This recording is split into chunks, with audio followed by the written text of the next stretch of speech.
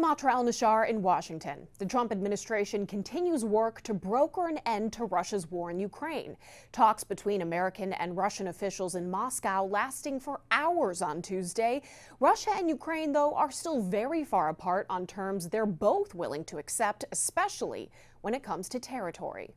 So pleased to see you. The pursuit of peace in Ukraine on Tuesday brought President Trump's special envoy and his son-in-law face-to-face with Russian President Vladimir Putin. All I can tell you is that we're trying very hard to save 25 to 30,000 people, mostly men, mostly soldiers, every month. It's crazy. That war is crazy.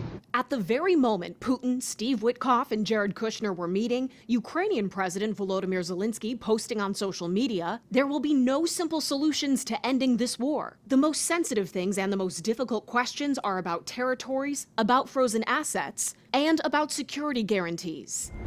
Trump previously gave Ukraine a deadline of Thanksgiving to agree to his original 28-point plan, a plan that for Ukraine was nothing less than surrender.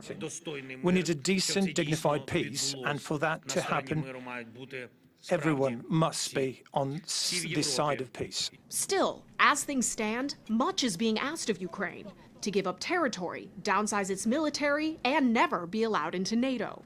If Russia and Ukraine manage to reach an agreement, the test will be if it can bring a sustained peace that leaves Ukrainians and the whole of Europe confident that Russia won't just invade again in Ukraine or elsewhere. Ukraine's security is Europe's security. America's European allies say there are some things that simply cannot be compromised in a peace plan. European Commission President Ursula von der Leyen says that includes no limits on Ukraine's armed forces that could leave them vulnerable. Russia wants Ukraine to drastically reduce their troop count. Putin, who continues to wage his war during talks, now claims Europe is obstructing peace.